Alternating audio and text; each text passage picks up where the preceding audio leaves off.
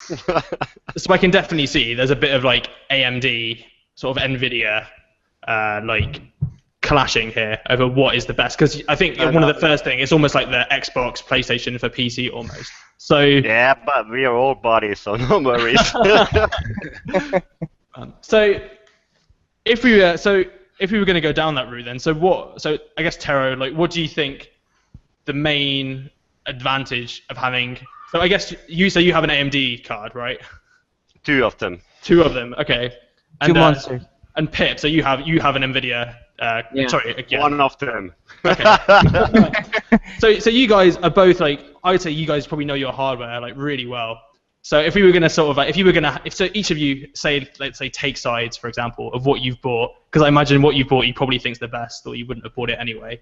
So if we start with Tero, so what do you think is sort of the main advantages of like the cards you've got over, say, like an Nvidia cards, and yeah, why did you choose it yourself?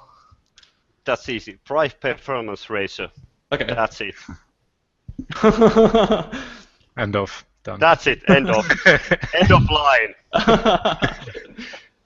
And there's like, so there's no, would you say there's no real difference then? And so AMD cards are just cheaper and the same? Yeah, and but better? I have reference cards. Okay. And they heat a lot. Yeah, they suck a lot of energy. Yeah. The first one I got, I put the fan to 100%. It fucking blew on me. Yeah. Anyways, it blew on me. True. And then What's I your got energy bill? Like 10,000 a month?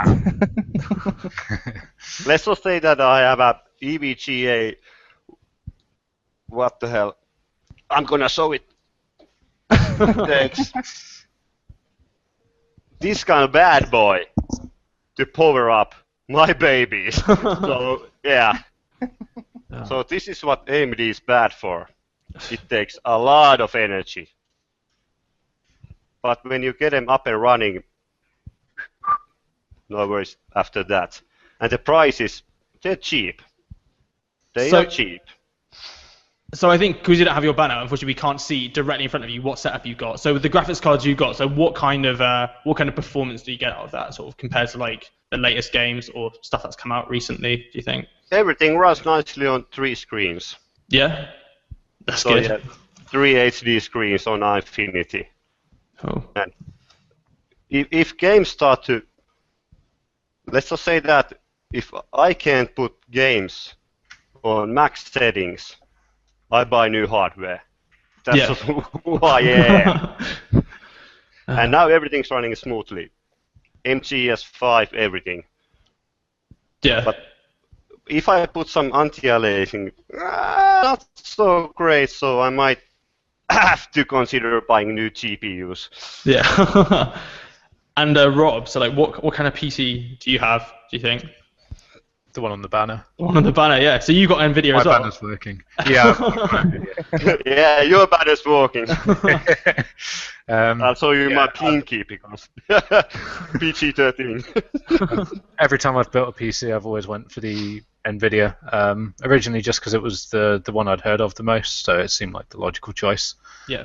Then they brought the physics stuff in, which a lot of interesting games sort of supported. So it's nice seeing how they use the physics on particle systems and cloth and things like that. And now, where I'm working, we're using AMD cards. They seem to run okay. I've never seen such a messy setup and sort of driver downloading system.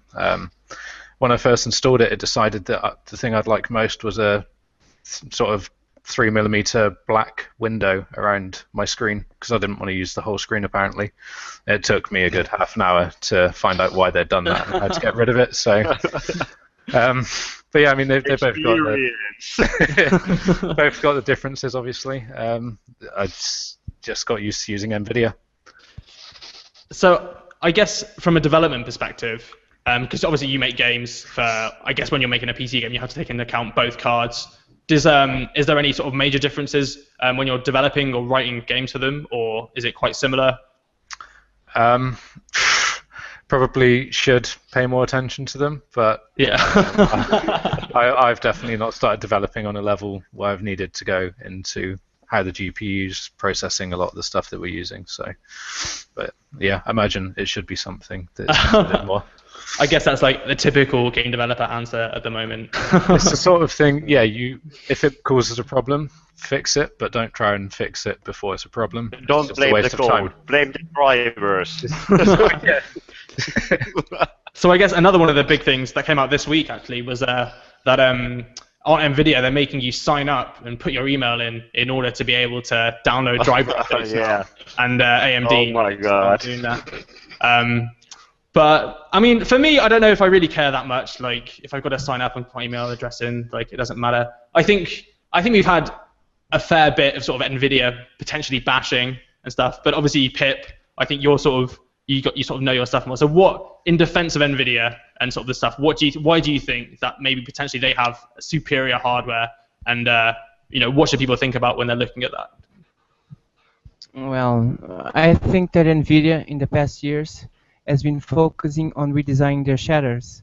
Their GPUs are more efficient, they run cooler most of the times, not all the times, but they just started to do some tricks, like when they did with the GeForce 9070, or with my graphics card, they started gimped the whole thing, but it's just, I'm not sure why AMD has been betting so much on bandwidth, because if you look at AMD, their GPUs are focusing mostly on bandwidth, so people can game at superior resolutions.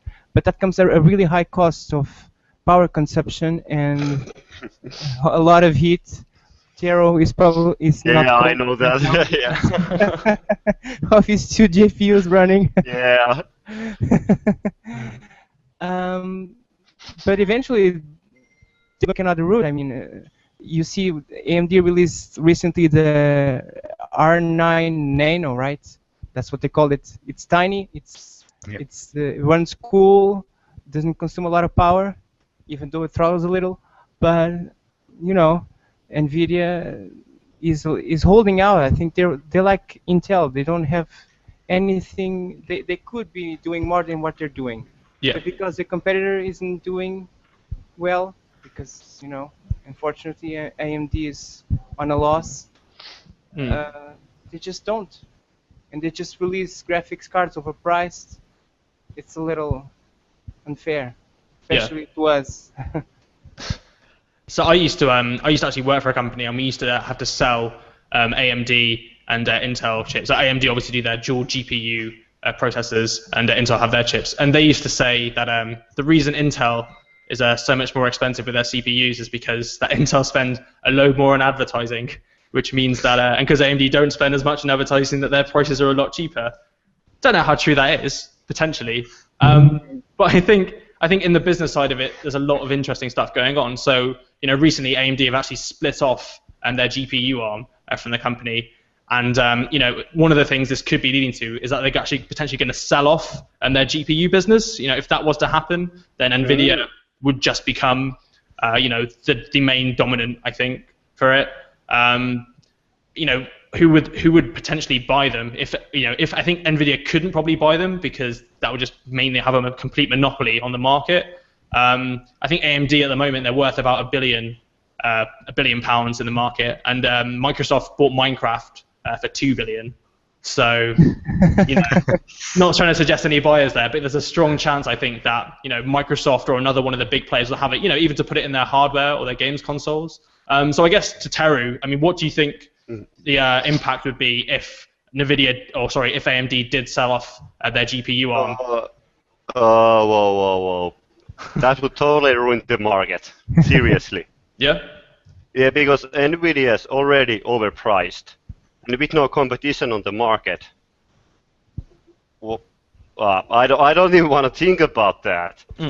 Because if there's, maybe Radeon would keep its server, because I think they're still holding the market there over Nvidia, as far as I know. Yeah. But on the gaming market, Nvidia's, I think, what do you say, Pip? I think it's holding the market right now. The gaming market. Yeah, it I is. think AMD's biggest market share was on the entry-level segment, you know. Yeah. But So they haven't I'm released not like anything too much lately, here. so Yeah. you So know it would be the a latest. huge hit on the market because Yeah. nobody would like Nvidia holds the throne Yeah. and AMD is right there. And when this drops, what happens here? We gamers, oh, Yeah. we had to sell our houses to get ourselves a new Nvidia. Cool. You know, Titan but XVC, whatever. Yeah. But I think it's not AMD's fault that it's not Nvidia's fault that AMD is falling. It's probably Intel's fault, you know, because Yeah, Nvidia Intel is used cracking the markets, yeah. AMD. Yeah, okay. AMD used to rule the entry-level market, but now Intel's integrated graphics are so powerful that people don't buy those Yeah. graphic cards anymore. It's like who's Nobody gonna buys own? Radeons because your GPU can handle what a Exactly. GPU can do. Exactly. Integrated graphics are Yeah, more powerful than yeah. entry-level graphics these days. So You can run any game with the new i7 integrated GPUs. So who exactly, buys entry-level GPUs? no one. Nobody. So AMD lost a big stake of the market. Yeah.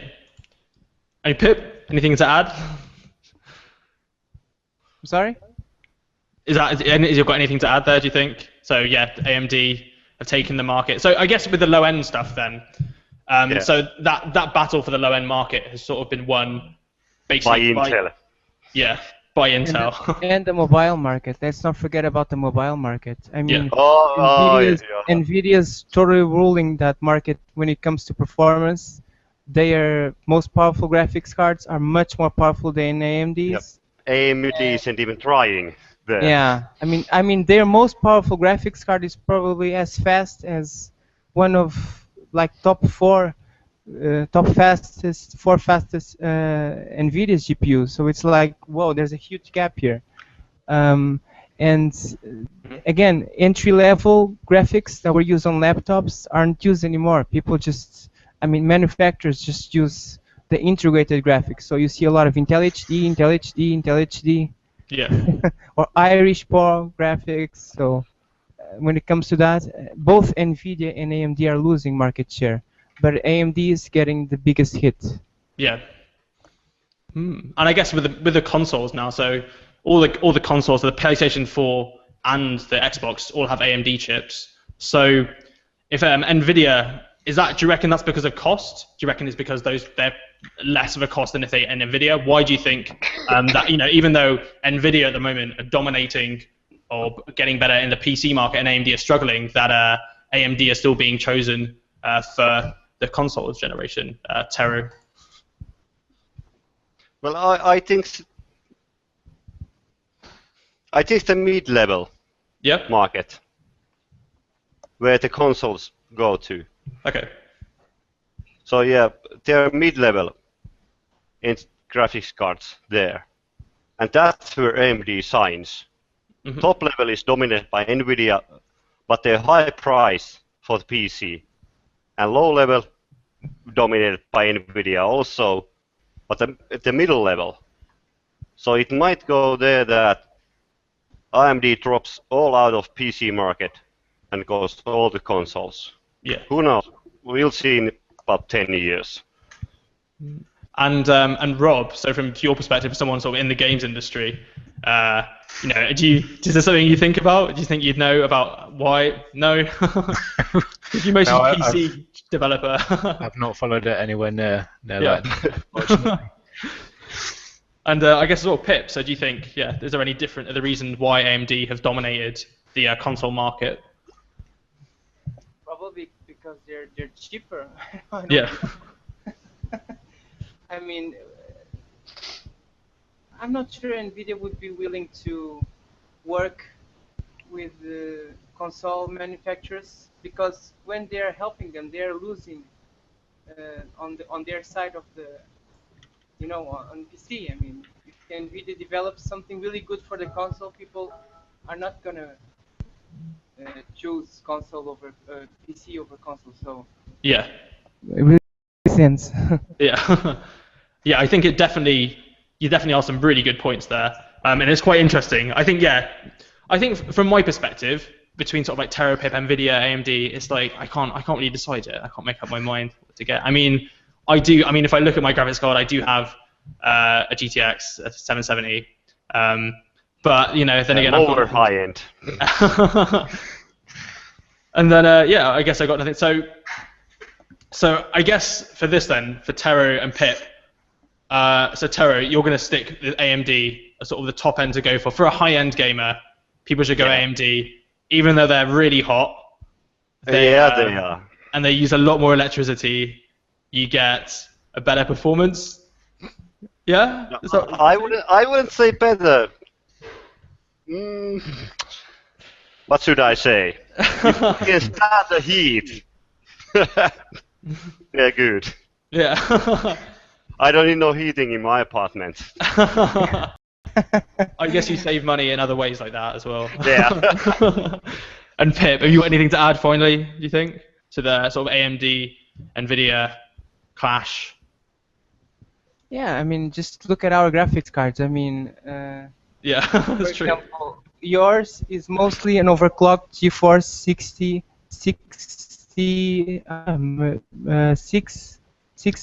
650. That was hard to come out. I think it is. And Rob's, yeah, look at what Nvidia did to Rob's graphics cards. Basically, that one is supposed to succeed mine, because there is no 760 Ti. So what they did there was cut down the shaders and overclock it. So in the end, it's faster than mine, but it also consumes more power and heats more. It's not something a company like Nvidia, who's aiming for the efficient approach, to do. But then again, if you look at Tero's, there's like this huge frame buffer and this huge memory channel, and 512 pitches per card. So yeah. So you're sort of saying that so Nvidia are focused on more on optimization, on getting the best performance out of what they're doing without consuming too much power, whereas AMD just sort of push everything into one thing and just pump it for everything it's worth. Yeah, raw power. Yeah, I think one very good example is what they did with the GeForce 750. Yep. That was quite powerful and didn't require any power connector. Well, that was pretty cool. Which they lost when they released the 950, but okay. Okay.